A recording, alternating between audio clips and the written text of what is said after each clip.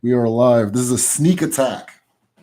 This is a sneak attack. I am way too close to the thing. What was my position again? Hold on. This live is there we go. This live is a complete sneak attack. This is not my normal time. This is not my normal program. Let's see who is all here.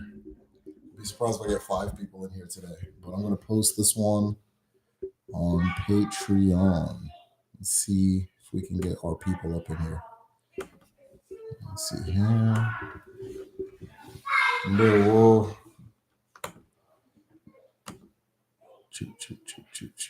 Hey, Tochuku, Ndewo. All right, so we actually have people. Cool, Tochuku, Ndewo. How are you doing? Good to see you. Good to see you. Good to see you. Let me get this posted on Patreon so that people show up. I was supposed to do that first.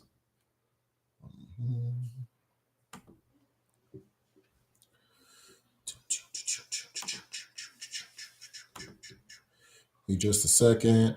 For those who don't know, my name is Derek Ofadarunwa. I teach Odinala, which is Igbo spirituality and ancestral cosmology. If this is your topic, stick around. This is Ask Me Almost Anything. I'll be answering questions about any topic, almost any topic you bring up, but primarily pertaining to ancestral spirituality, cosmology, and philosophy, and history. I just got done watching a video of Nicki Minaj talking about the Christian genocide in Nigeria. So if that's something anybody wants to talk about, I'm here too.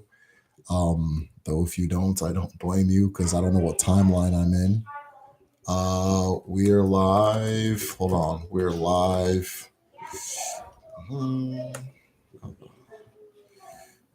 2 in a row.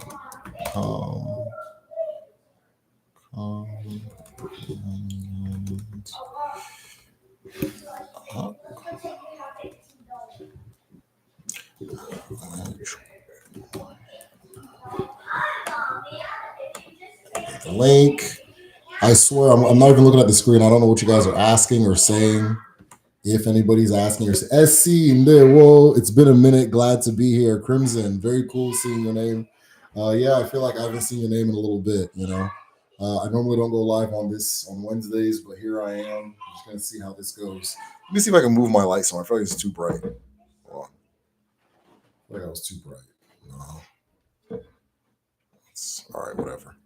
All right, we'll do that. We can get 10 people in here. We'll go ahead and begin. My name is Derek Ofadarunwa. Like I was saying earlier, I'm the host of the Medicine Show. I teach Igbo spirituality, cosmology, philosophy, everything ancestral. 2 nights in a row, Phoenix. Let's do it. 2 nights in a row. I owe you guys. I didn't go live the previous week. I just wasn't feeling like it. But I got to stop doing that feeling like it thing. I just do it, right? So, but I want to try out doing it a little more frequently. Are you in Nigeria? No, I'm not in Nigeria. I'm not in Nigeria. No, I haven't been in a long time. I haven't been. Oh God, it's almost been 10 years. Oh my God. Still watching Stranger Things, so just popped in. Dewo, super happy to have you. John, Dewo, good seeing you. Good seeing you. Udo. Happy Tuesday. It's Tuesday. I thought it was Wednesday. Is it Tuesday? It is Tuesday, yeah. All right, so happy Tuesday to everybody. I'm super happy to have you guys here. Once we get 10 people in here, we'll go ahead and begin. Can you tell us about the word sun? Yes, in Igbo. I will do that. Once we get 10 people in here, I'll go ahead and begin that SC. I was in Lagos in 2021. Phoenix, how was that experience? Can you talk about Usu and this practice incorporated into the belief system 100%? Yeah, these are all good questions. Once we get 2 more people in here, but do you know why we don't have 2 more people in here? Because I got 8 people in here and only 2 of them have hit the like button, right? Only 2 of them. I'm thinking about just deleting this and opening a WhatsApp group with me and those 2 people because clearly the other people got beef with me. If you want to support the channel, if you want to get this out there so that people who are like-minded and interested in the same things as we are see that we're live, hit the like button, hit the like button, hit the like button. And hold on. Hello. How well can you guys hear me? On a scale of 1 to 10. On a scale of 1 to 10, how well can you guys hear me? Scale of 1 to 10, how well can you hear me? I don't know if I'm missing something. 10. Okay. Perfect. 9.5. Okay, I'll accept that. I think 9.5 is a personal issue. It's a skill problem. I want to learn Igbo Asusun Igbo level 1. Yeah, if you're ready, we're signing up for the February class. I'm not really broadcasting that right now, but if you go to the site and sign up, I don't know if I've changed the date, but if you sign up now, it'll put you in the February class. So, yeah, Chuka, I'd love to have you. That'd be dope. We'd love to have you. Oh, my voice. Okay. Glad you figured that out, Phoenix. All the way from Botswana. Oh, good to have you here. Good to have you here. I'm not gonna try to say your name because even though it looks straightforward, I know there's something to it, right?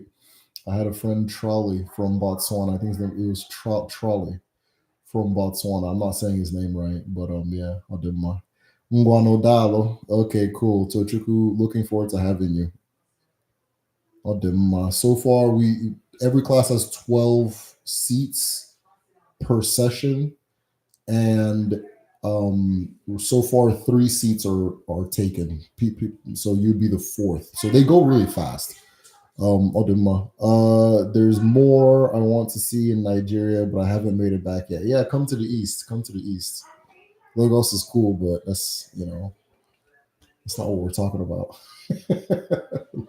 I don't stay in Lagos long when I go to Nigeria. I don't stay in Lagos that long, but it's a nice place. It's a really cool city, but I don't stay that long. I'm not a city person anyway. 8 likes in the life. Okay, if we get one more person in here, we'll go ahead and begin. If we get one more person in here, we're gonna go ahead and begin. I'm trying not to yawn on live, so it's not a good vibe. But yeah, if we get one more person in here, we'll go ahead and begin. Yeah, so I haven't let you guys know. So best way to support the channel is on patreon.com/the medicine show. In fact, let me type it and tag it. I need you guys on the patreon.com/the medicine show. We have exclusive videos there. More direct contact with me. I do one-to-ones I do one-to-ones with patrons. So if you want to have a Zoom meeting where we discuss whatever, usually something personal, or if you're just curious about a topic or share experiences, that kind of thing, we do that on Patreon. We also have a group study where it's the village comes together and has a conversation about different topics within Odinala learns and that kind of thing. We also have my full research library. There's over 300 books in there on Odinala, Igbo spirituality, ancestral spirituality. I even have topics or books and documents from different ancestral practices such as Hoodoo, Obe, Santeria, Ifa, all of them. So we have officially hit 10 people.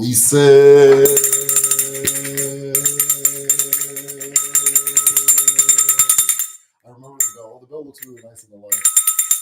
All right, there's Igbo on my dad's side somewhere. You say, okay, all right, let us begin. Okike keruwa. Ala nne mmadụ na nne mmụọ. Ala bụ ala. Ala isiri bịa, ala isi elo. Ala na-enye ndụ na-enye nke ọma dị n'ụwa. Ala bụ nta bụ imo. Ala bụ ihe niile IG. Ejide nwanyị n'ụwa. Nne ọma, nne mmadụ, nne mmụọ, ụmụ gị na-ekele gị. Anyị abịala. Ajikwere obiọma na-ekele ụmụ ndị eke, ndị orie, ndị afọ na ndị nkwọ, ndị mbụ na ndị egede, ndị mmadụ na ndị mmụọ. Anyị na-ekele Arụbinagụ. Arụbinagụ bụ nne mmụọ. Arụbinagụ bụ nne ọgụ. Arụbinagụ na-enye akọ, na-enye uche n'ụwa, na-agọzi ndị dibịa ka ha mee ka ha na-eme n'ụwa, ka ha na-aga ije Chineke otu Chineke kere ka ha gaa ya. Ahambu Duru of Father Nwa, Nwafọ Ajana, Awọ Mama, na mmiri Njaba, ejikwere m obiọma na-ekele ụnụ. Ana m ekele ndị ọkpụ ụnụ niile, ndị ichie ụnụ niile, otu a ka ọ ka dị na Eke na Orie na Afọ na Nkwọ ise.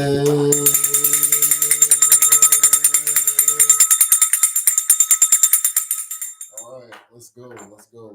Okay, so Boss Baby gave you the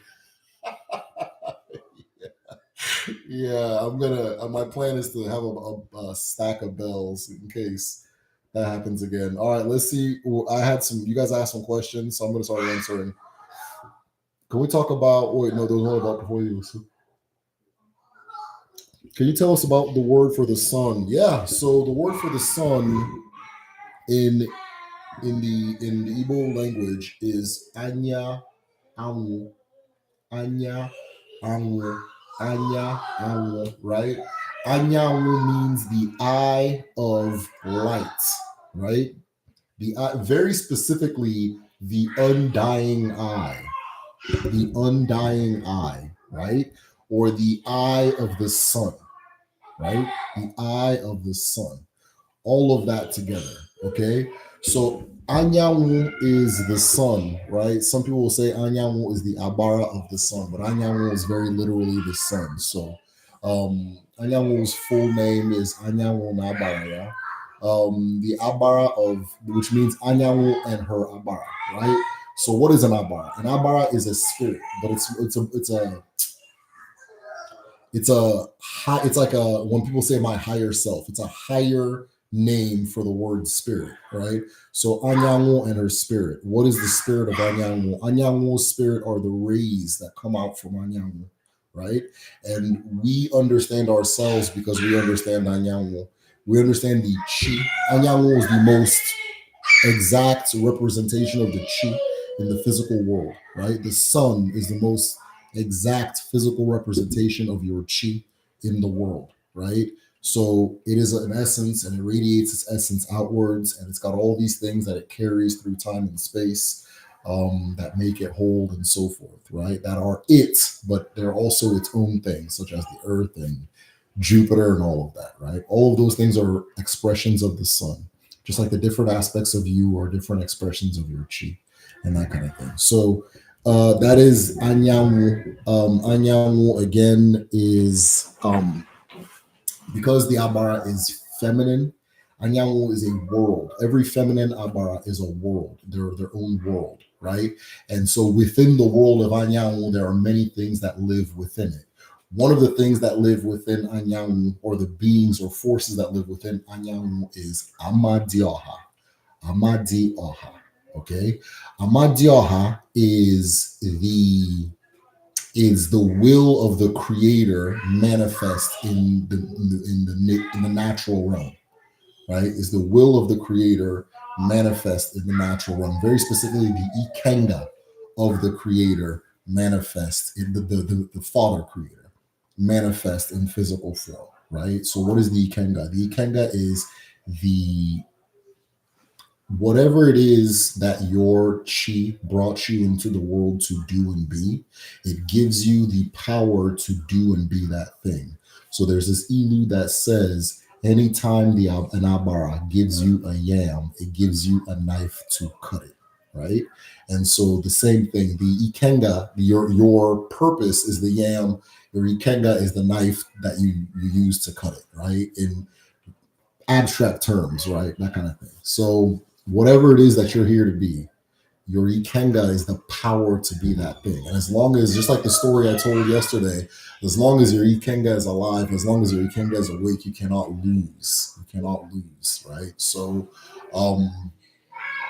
Amadioha is the ikenga of Chukwu in the natural realm, right? So that's one of the things that live within Anyanwu, that come from Anyanwu. Anyanwu is also the source of Abia, or Uche specifically. Well, Abia, yeah, but Uche specifically, right? So that is in the ancestral understanding of the mind. You receive your consciousness from two streams, which is Aka, that is the sentience of the earth, right? That flows through you, and Uche, the sentience of the sun or the sky flowing through you, right? And so the sun is the source of Uche, right? Uche gets used to say wisdom in like casual Igbo, but Uche in its, Odinala core meaning is wisdom from beyond, right? Uche is more similar to things like prophecy, Amuma, right? um, Visions, these extra natural wisdom, right? The wisdom that you wouldn't classify as like intellect, right? Akko, that one that flows from the earth, is intellect.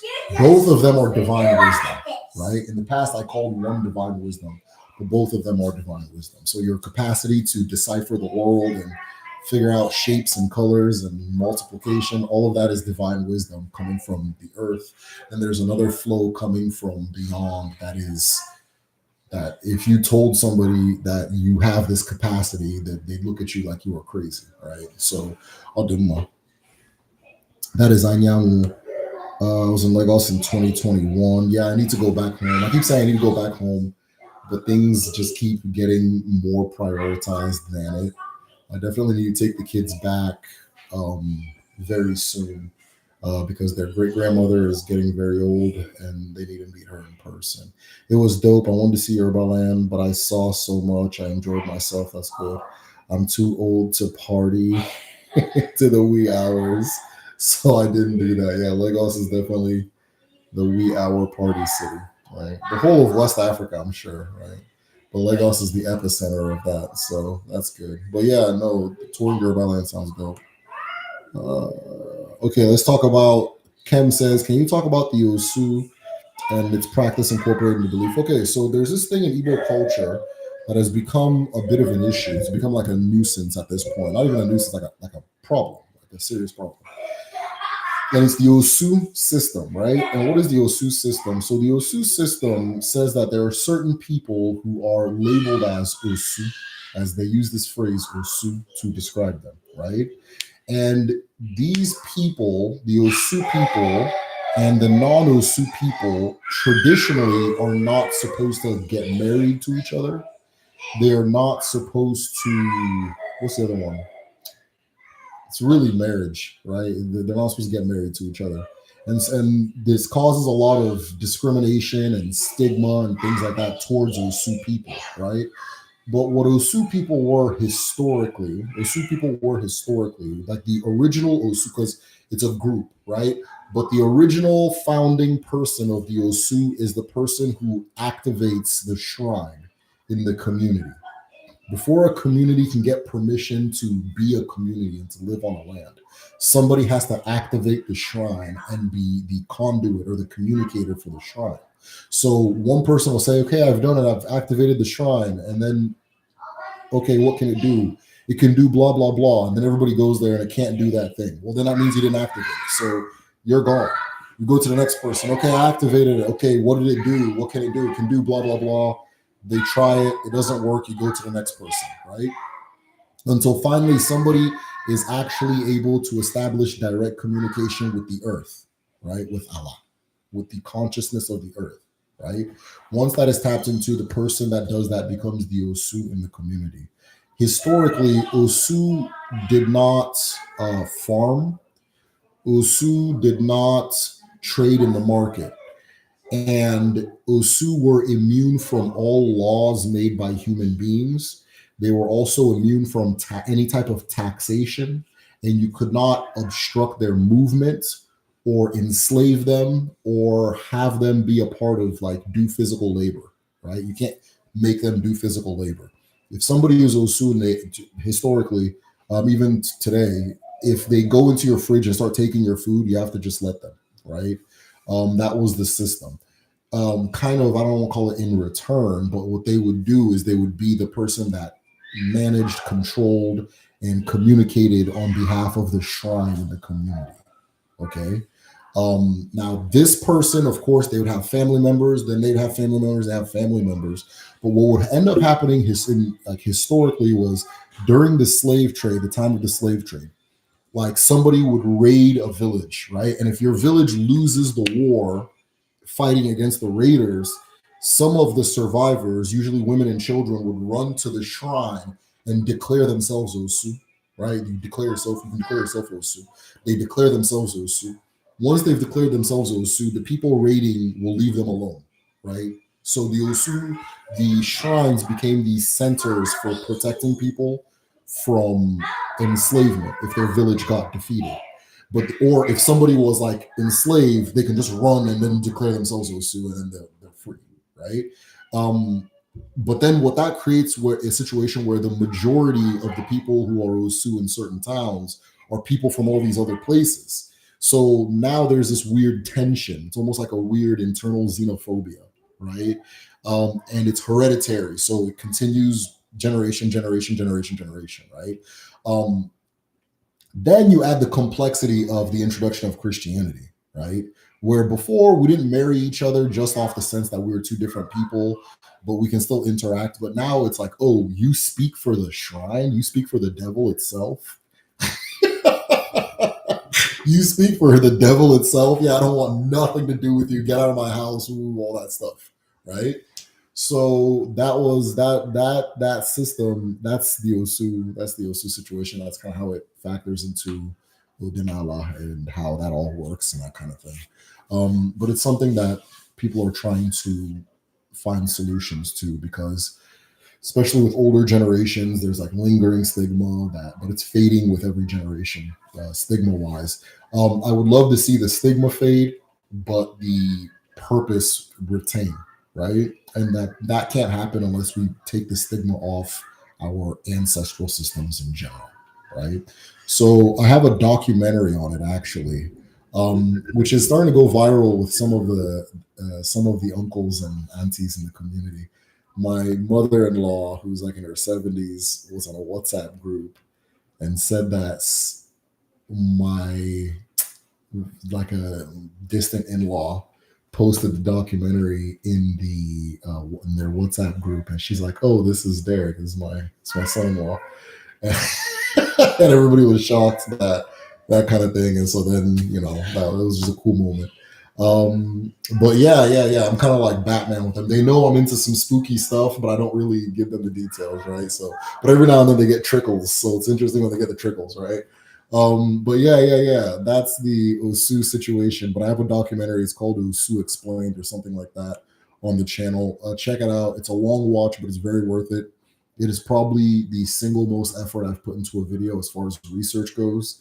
Like I talked, and in researching this Osu history and system and what it was, I learned things that no historian knows. Like there are things I know right now that would kind of change the way history is told. And the reason I know is because I spoke to like elders, right? Elders. And they have these things amongst each other, but they're not tapped into the mainstream. So their knowledge is their knowledge, right? And then I got some of it and shared it with y'all, all right? But there's some things in there that's like, that I learned. I was like, wow. Like, and it made things make sense, right? Like I saw the connection between the Ekbe society and the cultures in Congo. I saw the effect of Genghis Khan sacking Baghdad on Ebola, just crazy stuff, right? So yeah. So I chose some like, yeah. It was dope. Okay, cool. We read that. Online Ebola 2. Yeah, Tochuku, hurry up and get in there. I'd really like to have you. I think this is the I think, is this the same Tochuku from the early days of the Patreon, from the early days of the village? Is this the same Tochuku from the early days of the Patreon, the early days of the early days? I want to say slightly pre-pandemic. If this is the same Tochuku, I definitely want to see you there. It's been a minute. Odinala. I told you a long time ago my maternal line is Fulani and Kanuri. Okay, that's interesting.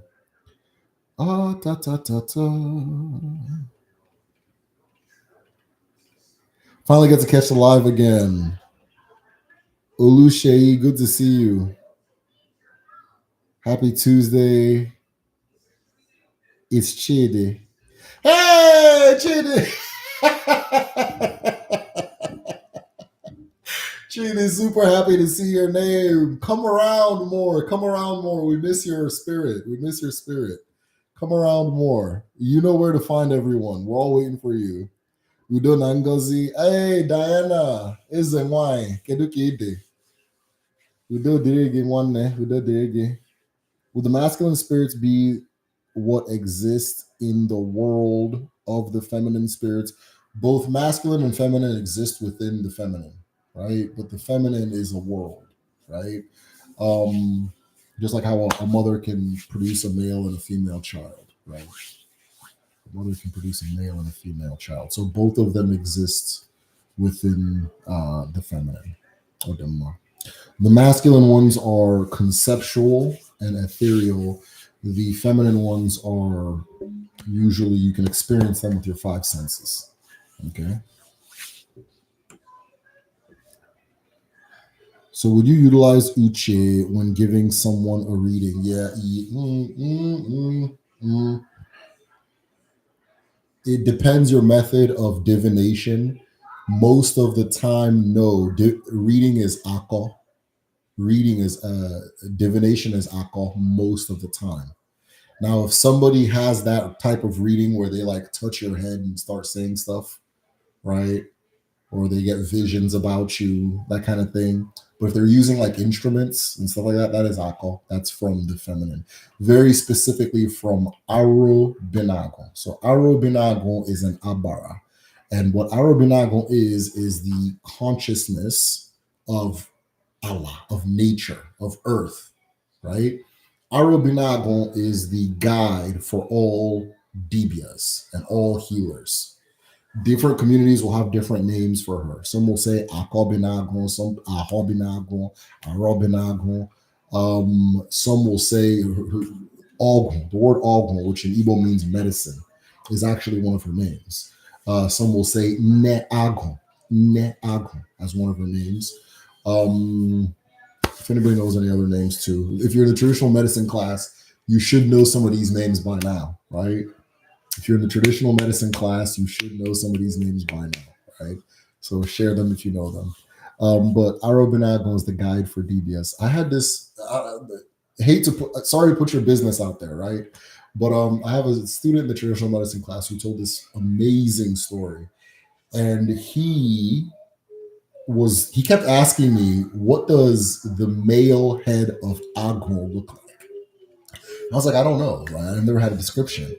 And he's like, okay, that the reason I was like, is there a reason you keep asking that? And he's like, that he's encountered it, that he knows what it looks like, right? And I was like, okay, all right, go ahead and tell me, right? And what he told me was that he experienced the Arobinago. Arobinago often appears in dreams as a stern old woman. So if you had a dream with like a real stern, serious old woman, like a Harriet Tubman type of woman, right? Could be likely or not likely. There's a chance that it's Arobinago, right? A lot of people say, "Oh, I had this." Especially when I started my channel, people tell me I had this dream where one of my ancestors came, and she had this real mean look on her face. I kept hearing that story even before I started this channel. I had the same dream, right? And I kept thinking at that time, I was like, okay, maybe it's one of their ancestors. But now I know better, right? Now I know. Oh, okay, I think I know what that is, right? So real stern old woman. But then there's this description that I forgot where Arobinago appears as a tall masquerade, right? This is in the Ogul 1 class. And so he was telling me that he had this dream where this tall masquerade appeared to him, and it was on a road, and it seemed to control the road. It had a pencil, and it was going to stab people with the pencil, right? And I was like, oh, yeah, Arobinago appears as a tall masquerade, but I didn't know that was the masculine end, right? I thought it was all the same female thing, right? So, yeah, I don't know how I got on that, but I didn't know. What is this happen? What, okay, is this what happened to Aro, where the Osu, the ones sold to Europeans? No, the opposite. So Osu people became Osu to protect themselves from being sold in slavery if their village lost a war, right? So it was almost like a big refugee thing. It became a big refugee thing for a while. Okay. So it was the opposite. Now, ironically, because this group doesn't farm, they were more likely to participate in the slave trade than the other folk. Because one, they don't farm, and two, they're interconnected throughout the region. And then they have these certain immunities that allow them to be interconnected to travel freely, right? Um, the community of Arochukwu is founded by these people, by this group. And then, if you know the history of Arochukwu and that kind of thing, but it is founded by the same group. But that stigma, the reason I know that a lot of the stigma comes from the European, the contact of Europeans, or not contact, but the colonial, Christianity. Let me not even say colonial, from Christianity, is because in communities where that group, in certain communities like Arochukwu and Inri, that the people that are referred to as Osu, there's no stigma, right? It's a slight one, but it's not. They'll say it's because of something else, but I dug further and I learned what it was. Like, oh, okay, like and that kind of thing. But the people that have the title of Aro, or not a title, but people who are Aro are the same thing as Osu, which is why Aro people go around. They're the ones that open shrines for people and that kind of thing. Nri, same thing, right? So during the slave trade, people would run to Nri if they needed refuge. They'd go to Nri and they would become a part of the fold. And if you become part of the fold, then you're immune. You can't be sold, right? Because it's like you've become a child of Allah, of the shrine of Allah, right? And because you're a child of Allah, people aren't going to mess with you. They're going to leave you alone, right? So they're not the ones who were sold. If anything, they were more likely to do the selling sometimes, right? But everybody participated in the selling. I can't say it's just one group, right? Good evening. Walking, is it Doug Lotto or Dougiato? And it was funny is you guys be having 13 monikers. So I know Walking Dougiato is somebody that I speak to regularly on Patreon. I just don't know who right now. Because you guys go, you'll have all these monikers be like, it's me. You don't remember? Like, no. I thought your name was Mark, What, all right. That kind of thing. But I'll do my, it's all good. It's all good. It's all good. I love seeing familiar names though. I'll do my. Looks like we're all out of questions. That's my nickname. Yeah, okay. Yeah. Okay. Leon Obi Chiku from Italy. Yeah. No, it's all good. You can rock your moniker all you want, man. I just let you know. I knew it was somebody I knew. I just didn't know which person I knew it was. Thank you so much for the explanation. I'll check out your documentary explaining it. Yeah, definitely. I'm actually the Umuibo Unite want me to come and speak on the Osu situation. So we're trying to arrange a time for that too. So I've become somewhat of a armchair Osu spokesperson, that type of thing, I'll do my. Oh, looks like we're out of topics. We're out of everything right now. What's going on? It looks like we're out of topics. No questions, nothing. Let me see if I missed anything. Catch the live. Sorry, my volume is down. Oh, by the way, if you're not subscribed, hit the subscribe button. If you're not subscribed, hit the subscribe button. Right? We got to get our subs up. I'm trying to double my subs by the end of the year. Be a good YouTuber. So if you're not subscribed, hit the subscribe button. When I post, you guys get notifications. A lot of people have been telling me they don't get notifications. So when I post, do you guys get notifications? Let me know if not. I'm starting to get suspicious at this YouTube thing, but I don't know. It's all good. We all met each other from YouTube, so it's not a bad thing. I'm not seeing any comments, so I think my screen is frozen. If you guys are in the chat, say, okay, there we go. Just tuned in a second ago. What's the topic? Jermaine, there's no set topic today. I just made this an Ask Me Anything. Nothing came to mind. If you have a topic you want to talk about, we can do it. Oh, I think this is Jermaine. There, well, this is Ask Me Anything. So if you have a topic or anything you want to put on the table, then we can rock. Can you talk about the interconnection between Yoruba and Igbo belief systems? Yeah, the way I describe it is it's nearly the same thing. It's like using the same. It's like Basquiat drawing two different pictures, right? But it's the same kind of style and thing, right? Um, and so whatever I'm talking about on here, you'll find it over there. Whatever they're talking about over there, you'll find it over here. Um, because of the different cultures and histories of the two groups, different things get emphasized, right? Different things get emphasized. So it seems to me from the outside that in the Yoruba tradition, there's an emphasis on the Orisha. The Orisha are very central to the person and your individual life. In Odinala, the Abara, which similar thing, the crossover, right? The Abara are they're they're more of a community thing, right? Anytime you're dealing with an abara, you're doing something that pertains to the community, but in your own personal life, it's just you and your chi. Your chi is more important, which I believe the chi and the uri is the chi in the Yoruba tradition, same thing. Associations with the forehead, with the sun, all that stuff, right? And so in that tradition, I think they just emphasize the Orisha more, and in the Igbo tradition, we emphasize the Chi a lot more. That's I think that's the fundamental difference. But the same thing. It's like Basquiat drawing two different pictures, right? Baba, can you please say something on Odinala and farming? I absolutely will. So let me see if I missed any questions, right?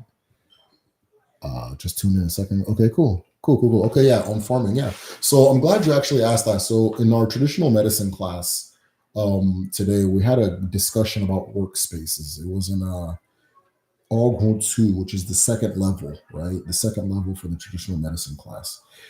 And what I was explaining to the class was that your workspace, the space that you work, is sacred in the Igbo tradition, right? In Odinala. The reason it is sacred is because once something is your workspace, and that work is the work your chi brought you into the world to do, or your chi provided you, which is whatever work you have, that workspace becomes an arushi, right? So, what is an arushi? An arushi is a space or a device dedicated to channeling a spirit, okay? A shrine, as some people would call it, right? A shrine. Some people would call it an altar. Some people would call it, you understand, right? This is where you go to channel your purpose. This is where you go to channel the work of your chi. You understand? So traditionally, farms were treated in this regard. Any workspace, your market stall, your farm, if you were like a blacksmith, your furnace was is an Irishi, right? The word Irishi literally means the source of works. Ebe Oshi, Irishi, Ebe Irishi, right? The source of works, the source of works of phenomena. You understand? And your workspace is a space of work, space of or a source of work, source of phenomena. It is a physical vessel that you are filling with the spirit of something, and therefore it is a living thing. Okay. So the best example of this, or the best way to illustrate this, is how the ancestors regarded their farm, right? Your farm is a sacred altar. Your farm is a sacred altar. Your barn is a sacred altar. There are certain things you don't do on a farm. You don't have intercourse on cultivated land. You don't fist fight on cultivated land. You definitely don't draw you don't draw human blood on cultivated land. Okay. But as far as that goes, the farm, the spirit that is working, that you're giving a space to exist in the farm, is a spirit known as Njoku Ji. Njoku Ji. I have actually realized that Njoku is probably one of my keys to unlocking a part of African history that these people will never know, right? Going beyond that, they always tell you everything's 6,000 years ago, 6,000 years, right? I found a way to go beyond that, and it's from by learning about Njoku. Njoku Ji is the spirit that brought agriculture into the world, right? Is the spirit that brought farming, the person that brought farming into the world, right? And so whenever you're doing farming work, you are doing the work of Njoku, and therefore you have to honor Njoku for bringing that work. Njoku is therefore the Mua Uzi, or the guiding spirit of farming. Okay, and I'll kind of explain what that means. But in the Igbo tradition, farming is a sacred act. It's like a church. A farm is like, look at a farm like a mosque, right? The way a Muslim looks at a mosque. Look at your deep, like if you're a DBA, your workshop is the same as a damn cathedral, whatever you want to call it, right? And so, just yeah, then they had little rules about farming, the method of farming. I don't think people realize that agriculture developed independently in Eurasia from Africa. So there are certain things that both sides do in farming that the other side doesn't do. Like it wasn't that one person learned it and it spread. They just popped up. Honestly, it popped up in Africa first, like first, and then later in Eurasia, right? Though I think the timeline that the contemporary historians, um, the timeline the contemporary historians have for it is still not accurate. It's older. It's way older than people say it is, right? But yeah, that's farming. It's a sacred act. Anything you use your hands to do, your workspace is sacred, right?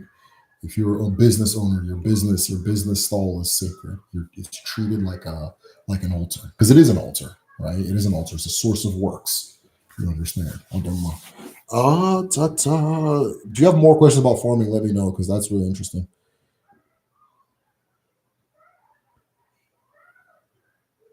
Was slavery mainly coordinated by the Aro and by the Osu? Yes and no. Slavery had phases, right? So the way slavery worked in Igbo land was like, okay, so Igbo people had slavery. That's just what it is, right? They had slavery. And then what would happen is, very often, like, okay, when the Europeans came, the demand for human beings became a thing. It like spiked, right? So then certain people took it upon themselves to become human traffickers. So kidnapping spiked, all types of wars and conflicts and raids and stuff like that, because it was a way to become instantaneously rich and instantaneously powerful, right? Is by doing that, you become instantaneously rich and instantaneously powerful. If you don't do it, you remain weak, and then somebody comes and gets you, and then you either get sold or you don't exist anymore, right? So then it creates this arms race where all these people are doing this thing. So there's not a single person coordinating it. A lot of human beings were kidnapped and trafficked. So it can't be the effort of a single group or a single like person or anything like that, right? It's like saying who's coordinating oil right now, right? There's a lot of companies that are into it and that kind of thing, right? So that's how it was.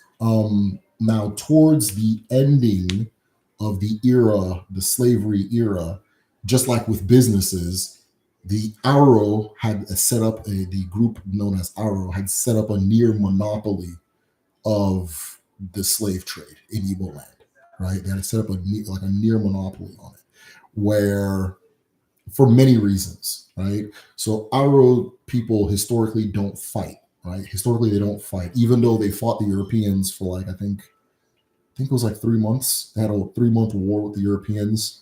And that's where the Europeans learned trench warfare, because the arrows would dig these trenches and shoot you from a trench and go in, and shoot you from a trench and go in. And then after that, Europeans started doing the trench. They'll never give them the credit for that, but I think that's where they learned it from, just from my understanding and my own research, right?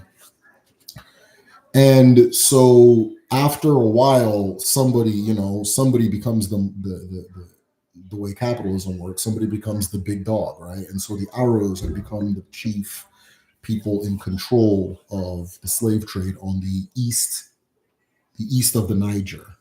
On the west of the Niger, it was Abo, a town known as Abo, my bad. For a period. Though one group would rise, one would fall. It was originally Benin in that area. That was the main one. And then Benin began to decline and Abo began to rise, right? And so whoever rising usually meant you were connected to the rest of the world, aka the Europeans, and you were getting, premium gun technology, and now you have more power than other people. So one group didn't coordinate it over another. This is a 400-year period. There were people who rose and fell that had their, okay, I'm the big slave selling guy. Now I'm not. Some villages refused to participate. Even if your village refused to participate, you're still gonna have criminals in your village that do it, right? There's still the odds are like no town in America participates in fentanyl, right? Right? But people are running around doing it in the town. You understand? Clandestinely, right? So if you read Ola Equino, I call him Equino anyways, I can't remember the first name, Olada Equino's account, you'll kind of see what it looked like, where he's talking about he was a kid and these people would come with foreign clothes and they were trading with people. And then all of a sudden, him and his sister got kidnapped at night and left with the foreigners, and nobody. It wasn't the people wearing the fancy clothes. They weren't Caucasians. They were people from there, right? Though he described them as lighter skinned, right? They would kidnap them and take them off and that kind of thing. So it was just a lot of kidnapping. And yeah, nobody was really the sole coordinator. But during the time that the Aro were the ones doing the thing, because Aro and Osu are similar, they were using the advantages they had culturally to participate in that. It doesn't mean that the groups, the non-Osu group people weren't doing it as well, but they had the monopoly. They were expert traders, right? They were expert long distance traders and that kind of thing, right? I also think this is from my own hypothesis. I also think they have knowledge of the slave trade from their connections to the Congo, because the Portuguese slave trade in the Congo predates most of the slave trade in West Africa, right?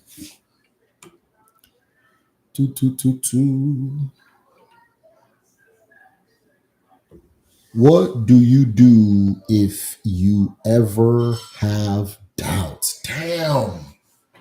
What do you do if you ever have doubt?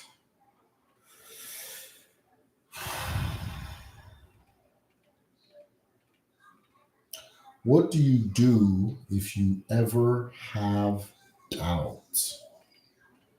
On a spiritual sense, if I'm trying to do something or if I'm looking towards something, I will go to my altar and I'll say, this is what I'm going to do, or this is what it's going to be. If it's not for me, give me a sign. If it's for me, clear my path. And then I go for it, right? Now, I have a brain thing where I'm not a very doubtful person in general. I think everything's possible. Right? I don't know what, I'm not naturally doubtful. So, but I'm not naturally doubtful, but if it starts popping up, I will seek a higher answer than what I naturally have. Sometimes, and this is easier said than done, because when you're feeling it, right? So you're not in your best mind. But sometimes you have to look at where is the doubt coming from to see if it's real, if it's really you, or if it's something in you that's just kind of lingering, but it's not really you, right? I think of some examples that I had of doubt. I don't know. I don't know if I have the best answer for that. I think I need time to think. I hope that answer semi helped, but I'm sure you can get better answers elsewhere. Among all the articles and books, among all the articles and books in the library, which would be the best text to start? Get a general overview of Igbo culture and Odinala. Okay, I'm going to open the library right now. Okay, I still have some library. I still have some battery on my phone, so we're going to take a look at it together. Okay, so There is a folder called the recommended folder. Okay. So I'm opening the library right now, medicine library. And then I'm in the RRR. Okay, these are the categories. I don't know if you can see this. It's going to show up eventually. Don't worry. There. So there's a bunch of categories, bunch of categories. I'm trying to read it from two screens.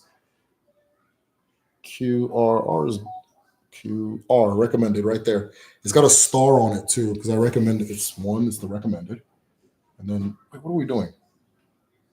There. It's got a star right there. Am I clicking it there? And so in here, the place I have a list. I don't know if you can see it on a phone though, but I have a list of like what order to read these from. Some of them are actual full-on books. Okay, some of them are full-on books. Some of them are like just little articles. So the best place to start is it's called Odinani, the Igbo religion. But I'm trying to find. I'm trying to make sure the book is here. It is here. It is here. Odinani, the Igbo religion. There. Odinani, the Igbo religion. Right. So this is he's explaining it to somebody who just doesn't who just doesn't know any of this stuff and doesn't have the cultural familiarity and all that stuff. It is 176 pages, but the index is really useful because the index is basic. So it's like basic philosophy, clarification of terms, the Godhead, manifestation, uh, formations of the world and creatures, our solar system, basic morals. That's the preamble. And then it goes into the gods, uh, loss, recovery, and the temporary loss. Like I talk about, like how in the I think starting really from the early '80s to like the mid 2000s, the Christians really took over and they were going crazy. So he talks about that, and then how there's kind of a bit of a revival going on now. In his time, it was a small revival. Right now, it's a big revival. And then it just talks about the different things, Ekwensu, the body, the mind, all that stuff. So Odinani, the Igbo religion, is the best place to start that I recommend for everybody. After that, either Towards an Igbo Metaphysics, which is all in here, Towards an Igbo Metaphysics, or the Inri Concept of the Chi. Okay, so I'm going to open the Inri Concept of the Chi. Inri Concept of the Chi is a book. It's a full book, and it's a long read. It's 375 pages. But again, if you have read the Igbo religion, the one called Igbo religion, you'll have a strong enough grasp on the topics to read that one, which elaborates a lot more, right? It elaborates a lot more, but it's not as like basic as the first one I recommended. Towards an Igbo Metaphysics is interesting because you'll notice when I describe things, I'm able to show the logic of it, right? Towards an Igbo Metaphysics does a good job of explaining the logic of everything. So whichever one, if you want to just you don't need the logic. I need to keep deep diving. I already get it. It makes sense to me. Or if you need to understand like the pattern of thinking, Towards an Igbo Metaphysics is good. Then after that, whichever one you want to read, the hardest book in there is Leopards of a Magical Dawn. It is a masterpiece. It's dense as hell. The author is one of my teachers in the past, and a friend of mine. But it is very dense, and he is a rare mind on Earth. So let's go.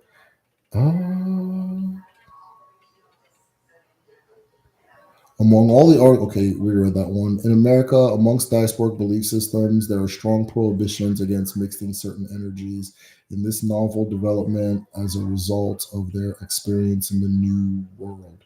No, that's not okay. That also exists back home, right? So when you're dealing with more, when you're dealing with spirit, every spirit has its rules. Every spirit has what works with it and what doesn't. It's almost like mixing chemicals. And those who have experience will tell you, don't mix this with that. If you have an altar for this, don't have an altar for that in the same room, all that stuff. So, yeah. Can you elaborate on the saying Adibia is a forest? Okay, let me stop and think. Can you elaborate on saying the Debia is a forest? What does the identity allow the Debia to receive what the forest has shown them? Man, that's dope. Okay, the saying the Debia is the forest. I'm trying to think of what level to attack that at because the spirit that guides Adibia is Arobinago. Arobinago is the spirit of the forest, right? So Arobinago is the forest in spirit form. Is the forest in spirit form, and Arobinago appears in human form as the Debia. In human form as the Debia. So there's a connection between the Debia, the forest, and the individual. Because of this connection, the Debia has a capacity to tap into the sentience of the forest and the spirit of the forest more than your average person. Because they have this ability, they are expert or um, their best set for, or more, they're most optimal for being the ones who go in there and figure out what is medicine and what the spiritual conditions of the land are and so forth. But then you can also look at it on a different level when you hear things like that. Adibia is a forest, water is life. When you hear things like that, right? There's a story I just read in After God is Debia, and it was a story, and in the story it had this profound statement that said where the son of Amadioha asked somebody, I can't remember who, what is death like? And then the thing told them death is like water, right? So when you hear these comparisons, they're not by accident. What it tells you is it's if you want to understand death, look at water. If you want to understand the Debia, look at the forest. If you want to understand the forest, look at the Debia. If you want to understand water, look at death, right? Because in that story, the quote was, what is water like? And then the answer was, water is like death. Or like, what is death like? Death is like water, right? Then there's another ilu that says, Miri Bundu, water is life, right? So there's an ilu that I use. Ilus are proverbs, right? There's an ilu that I use very often. And it's when you look in the burrow of the rabbit, you'll understand the burrow of the shrew. Okay, when you look in the burrow of the rabbit, you understand the burrow of the shrew, right? Sometimes you can look at one thing and from there understand another thing. Now, if the Debia is a forest, what could that possibly mean, right? What does that mean? It's up for your interpretation, right? It's up to your interpretation. My interpretation from dealing with Debias and being all up in their world and that kind of thing is that, well, on many levels, okay, my bad. On many levels, right? The mind, if you look at the way a forest is ever connected, right? It is ever connected. Everything in the forest is connected. If it's not connected physically by touching each other, the root systems are connected. If the root systems aren't connected, the mycelium networks that connect them are connected. So there's this connecting thing going on. The Debia, the mind of a Debia, things are connected in a way that they don't take form in the mind of other people, right?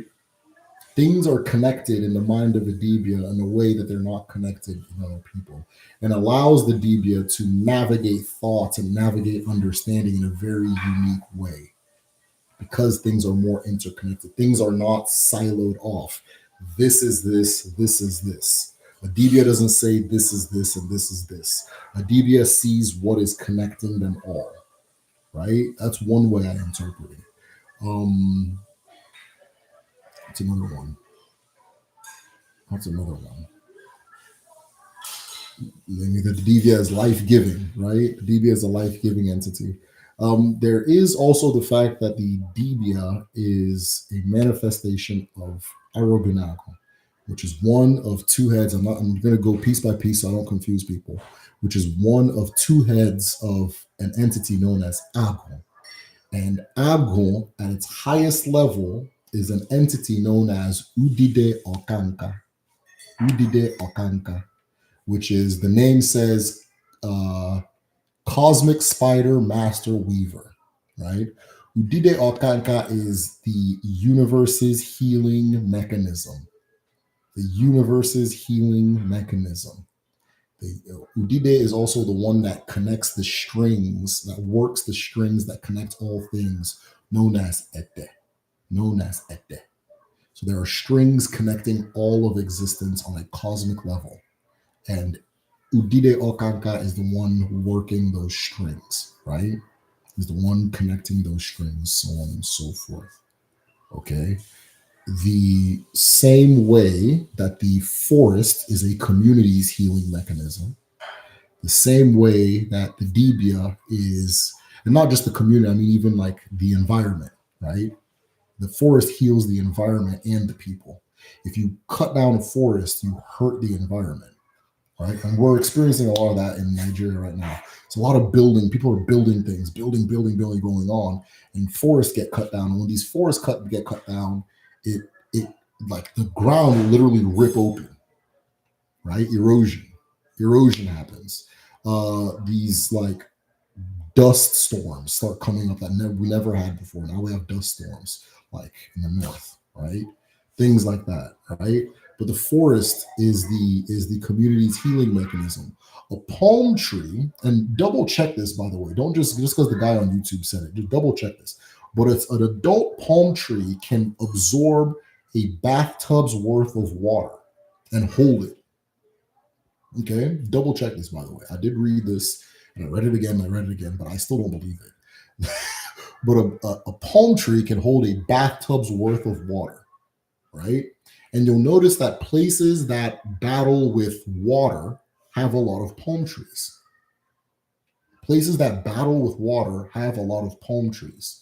So beaches, the Niger Delta, where Igbo land is, where I'm from, was underwater until about 12,000 years ago. And now it has the world's densest population of palm forests, right? It's not by mistake. Those forests are the one that helped suck up all that water and heal the environment, make it habitable for human beings, right?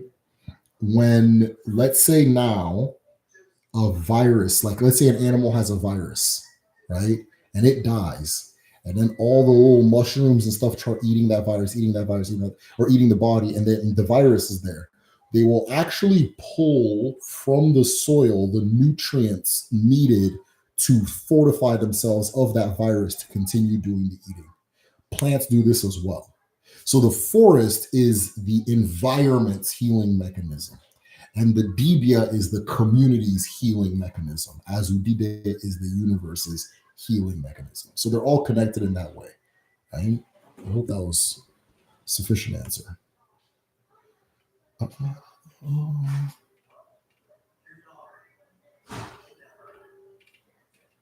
Okay, Cam, I think you had a two-part question. So in the Americas, diasporic belief systems that are strong prohibits mixing things from New World, or is this conceptual or is it traditional? Yeah, no, it's the same way. It's the same way in Africa. It's the same way at home.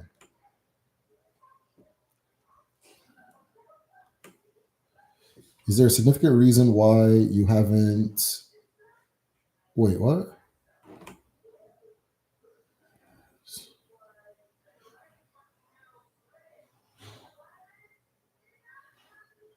Oh, Alan. Alan says, is there a significant reason why you have the mark on your head? Our race is different, but yet I have the same mark. Alan, I don't know. I don't know. It just showed up one day, and it's just what it is. I don't know. I try not to cover it though. When I like, if I wear hats, if I can help it, I'll keep the hat above here. That kind of thing. I'm proud of it, but I don't know. I don't know the significance of it. You know, I don't know. Alan, when you find out, circle back and let me know. Okay, since we're uh, spot brothers. I don't know what the term is for it. What's your take about spiritual spouses? Because I do see one in a dream. Uchenna, it's a long discussion. Do you have a specific question as far as they go? But yeah, for those who don't know, spirit spouses are In the process of reincarnation, it's said, I think there are other ways you can acquire them too, but the one that was taught to me was that in the process of reincarnation, when you're crossing over, there are certain entities that will like what they see, right? And they will latch on to you and come into the world as you. Now, this entity that lives in your spirit is it's in a relationship with you. It's in love with you. It's married to you. You are its significant other, right? If you have one of these, if you have the situation, you're gonna have dreams of a very specific man or woman that will appear in your dreams. Associations with water, um, usually attractive, and then you're going to engage in coitus with the person frequently in your dreams. When you are in relationships, like normal human terrestrial relationships will be very difficult for you to maintain. You won't have an issue attracting, but you'll have a problem retaining the person. Um, what are some other things that happen? And then it will incline you towards like unconventional relationship patterns.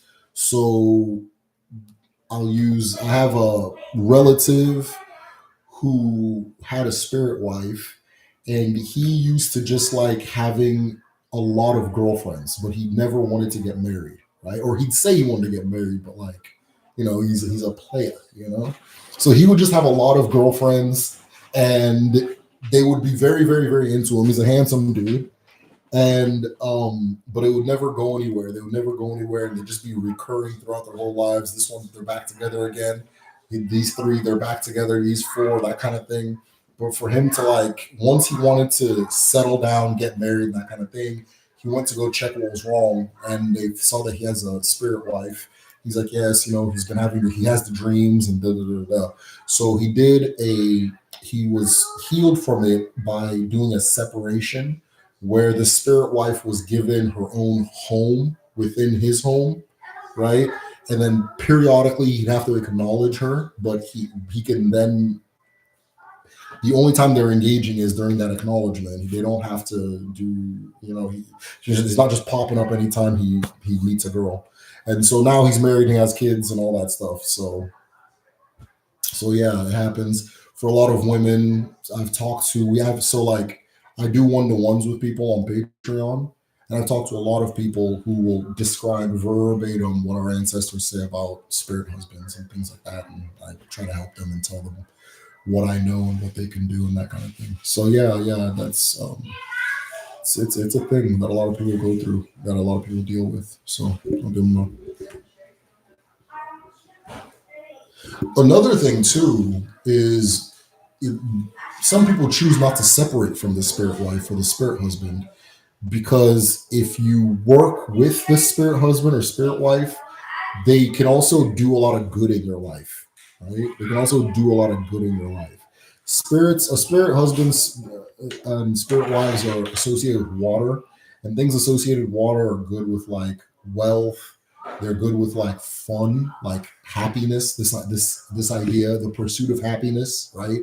Fun, happiness, or wealth, happiness, and then creative talent like music, that kind of thing. Creative talent. There's a famous musician.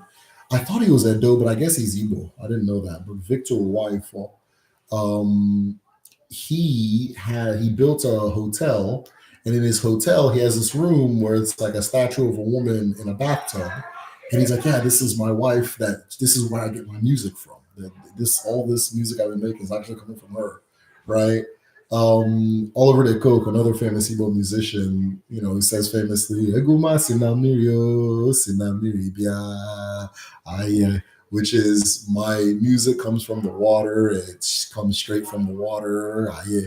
So yeah, it's some people say, okay, well, let's make it work, and then they there's benefits. So it's a choice, right?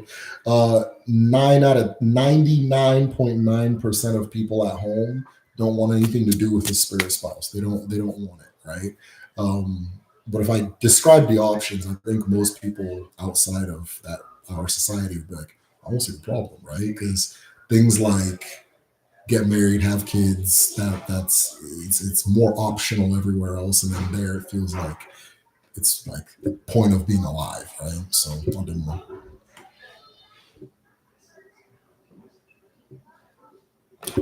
Human-like creatures. Oh, okay. Oh, well, here we go. Hold on. Yeah, I always felt like I was meant to be a Debia or was one in the past life. I really see things singularly and have common conversation. Hard to detach interconnectedness of it. Yeah, I've come to realize if you feel it, you probably are it. It's not because it's not a common thing to feel, right? Sometimes you feel like, well, I don't know. It's like, the people around you aren't feeling that way, right? So if you feel it, you probably are it. It's really that simple. And Mecca, check your family history. You would be surprised. Check your family history. Just be like, hey, what did grandpa do? Okay, what did great grandpa do? Tell me about great great grandpa. Tell me about great great grandma. Right? That's usually where the story's gonna come from, right? Then after ding, you'll hit that one where they're like, yeah, I don't want to talk about that one, right? Like, oh yeah, yeah, he's like he was a doctor back in the day. That kind of thing. Then you'll know, right? Is there an account of folklore? Yeah, so all throughout Africa, they will tell you that our mystic traditions, if you want to call it that, are were introduced to the world by dwarf people, dwarves with often described with dreadlocks, right? Often, not always, but often, as these dwarves that introduce everybody to this. In the Igbo tradition, they're referred to as Omo Oshi. Omo Oshi. Omo Oshi. Omo Oshi are the people who first established that connection with Allah. And they first reestablished that connection with the world beyond our five senses. And from there, they taught the world all types of things. So when we do Afa, the Afa language we're doing is their language, which is the roots of Igbo, right? So if you're reading Afa, it's familiar. Like if you speak Igbo, it's like, oh, okay, that Obi, you know what I mean? That kind of Ijite, right? That kind of thing. If you speak Igbo and you do Afa, the words translate well, right? Um, but not completely. And so that Afa is from them. Um, a lot of DBA work, a lot of that traditional medicine work is from them, right? Even somebody pointed this out. So we have a group study on Patreon where it's like a round table of minds, right? And we discuss different things on a philosophical level. Science gets brought up, all types of stuff. It's not just me yapping, it's a bunch of people yapping with me, right? And one person had brought up that he noticed that Ikenga figurines and Agho figurines were dwarfs. Like they look like dwarfs. Their proportions are like dwarfs. And I'm like, well, it's probably just because the figure is small. It's like, no, but there are other small figures that are their limbs are proportional, like to a non-dwarf. It's like, oh yeah, that is true. And then I look at carving, like Yoruba carvings, dwarf. Ghana, dwarf. Benin, dwarf. Togo, dwarf, same thing. Then you go to each of these places and I tell you, yeah, you to initiate as this and that. You go into the forest until you see the spirit of these people, these dwarves with dreadlocks, right? Now, I don't know much about them coming from underground, but Leon, I 100% know what you're talking about as far as the dwarves coming from underground and that kind of thing. I 100% know. The ones we know come from, they appear in spirit, right? And they used to live amongst everybody. So, Odinala is Odinala allowed to change over time? It appears a lot of place, different communities. Yeah, yeah, it changes. It's you're describing reality. So as reality changes, your description changes. Now, sometimes I hesitate to say that because we're in Ugazi, right? I used to not like the idea of the four world ages. The four world ages says that we're in an age where people are in complete confusion, right? And so sometimes when you give people the license to say, yeah, you can change it, it just becomes stupid, right? I'm just gonna be blunt. It just becomes stupid. Right? Like it becomes ridiculous. Like if you go to like the Eastern Orthodox Church and the Catholic Church, right? There's a depth to what they're doing, right? And then you go to like the Lutheran, Methodist, and still the depth. It's not as intense as the Catholic, but there's a depth to it. Then you get to like Scientology, like the closer to now it gets, the sillier, you know, the more vapid. And then you get these churches where it's just like, we don't even have a Bible. We just play guitar, and then there's firecrackers. And then I give you like I tell you, you know what you got to do. You got to work hard, man. And then you go home, right? So as time goes, as you allow people to change things, they always change it in the most like they don't change it to be more profound. They don't change it. And one of the issues again, it's like a bull in a china shop where you got everybody. We're all bulls now. And this is this china shop. And yeah, you can rearrange things in the china shop, but this bull is not capable of rearranging things here. It's just going to destroy things clumsily, right? So I hesitate to say that, yeah, things can change. But yeah, things can change because what you're doing is you're observing experience, environment, and reality, and you're just describing it, right? That's what you're doing. Now, there are certain things, part of that is a tradition because a people or a spirit as well. They have a spirit. And the way they keep the spirit of a people alive is through tradition, right? So once you start playing with that, just know that's what you're playing with. Okay? When you say that modern people can change things, they're just going to change it so that it's convenient and out of the way, and usually inflames their ego, right? Something that feeds the ego, convenient and out of the way, right? So you have a lot of people, oh, we built the pyramids, I'm an Egyptian, woo, woo, woo, woo. None of them are interested in learning how to build a damn pyramid, right? None of them are interested in learning how to build a fence. You understand? They just want to inflame the ego. They're going to make it simple. They're not trying to learn no damn hieroglyphics. They're not trying to do nothing like, oh, they didn't eat this.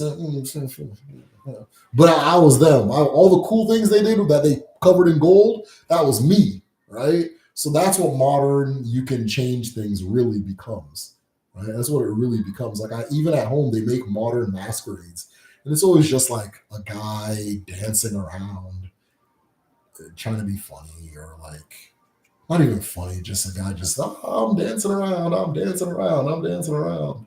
And the old ones, they speak in like poetry, and it's unbelievable. Every line in it will change your life, right? Every line in it will change your life. They have things on them that tell a history. They have a movement pattern that tells a history. They affect spirit in a real way. They channel and affect spirit in a real way. And the modern ones, them signs that like them little floppy signs outside oh, come to the check cashing. Go get your black ass in the check cashing. Woo! That little thing that waves around. That's like all the modern masquerades, just that, right? So I'm hesitant with the whole, yeah, you can change. Because yeah, it can change. But I don't know if the modern person has the capacity to arrange this fine china the way it's supposed to be arranged in a reasonable way, right? Without crashing and breaking things. So I don't know. Where are we at? I'm not seeing any comments, so I think I'm frozen or something. Anytime you guys stop commenting, I always think it's frozen. So, but if there's no questions, I'm out.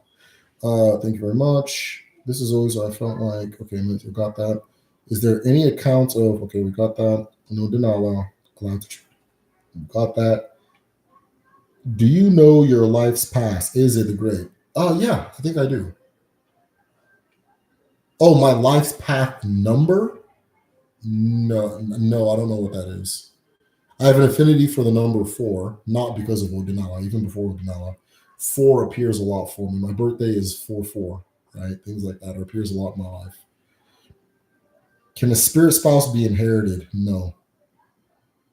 Not to my knowledge, Cam. I don't think so. There's no reason it wouldn't make sense that it would be. So no, you can't inherit it, right? It's like inheriting your. It's like inheriting. Can you inherit your dad's girlfriends? Right? You can't do that. My birthday is 7/7. Okay, dope. The God number, right? Odinala. Odinala. Yeah, 4 appears a lot for me in life. So I have an affinity for number 4. So, yeah. Okay, y'all. I think it's time. This has been a really good conversation. Um, or your grandmothers. Okay, Kim. I don't. Look, I don't know what's going on with the family. But right, I don't know. I don't know if you. I don't know if you can inherit a spirit spouse. I've personally never heard of it. I've personally never heard of it. There's a chance that both you and your mother are dealing with the same thing. Now, people who tend to have the spirit spouse issue more tend to be water people, Uriya people, because the spirit spouse, Obanje, those things come from water. They come from water. They come from the waters of the womb, the waters of reincarnation, the waters of death, the waters of life, right? They come from that water. And so, and they're of that world of water. So people who are also of that world of water tend to have that as something in their not tend, are more likely to have it. So I don't know if you inherited your grandmother's, you and your grandmother might just be the same type of person, right? And that type of person tends to have spirit spouses more than other people. You understand?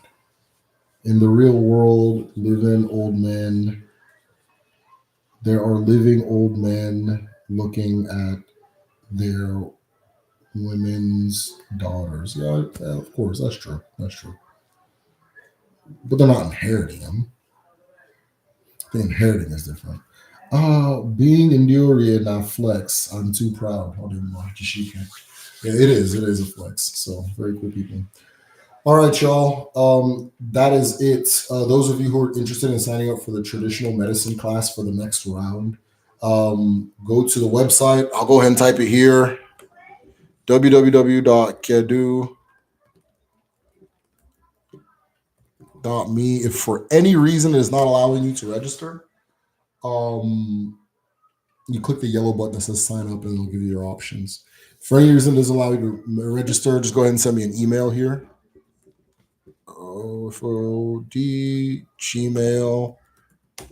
gmail.com. People go to Nigeria in December, then they come back and they're really eager to learn Igbo. So the traditional medicine class is where like I said, I haven't announced that we're signing up. We already have 3 people that have signed up, and it's of 12. And it usually fills up. The lightest class is usually in the fall, right? But this winter class that's coming up. So if you're interested in signing up, go to kedu.me to learn the Igbo language. We have the most effective Igbo language learning program on planet Earth. I wish, and I don't want to like have people on display unless they want to, wink, wink, wink. But some of the people that have gone and learned Igbo at Kedu, I wish they would just come on here and talk, because it makes me so proud when they do it and that kind of thing. But yeah, several people have become fluent less than a year. We're able to do that because we teach Igbo as Igbo. We don't mimic an English language program. We don't learn it like English. We learn it as what it is, right? And then, of course, if you have an understanding of Odinala, because like a lot of people sign up that don't even know about this whole medicine shell thing or nothing. A lot of people just sign up because they heard about it and that kind of thing. And I've noticed that the people, just between you and I, the people that are coming that come with the knowledge of Odinala tend to do better quicker because they can tie the concepts together, right? They can tie the concepts together. They've done the necessary amount of decolonizing to open their mind enough to learn an African language. So that being said, I'll join and shock my whole family. Say, cool. I don't know. All right, y'all. As always, uno gade, uno get. Oh yeah, and then of course, let's get on the Patreon. I'm trying to double everything this year. Everything's going to double this year. This is the year of increase matters, right? As always, uno gade, uno get thrown gobble and no tiaka, got no one, got you twan, no read, now phone and four. All right, take care.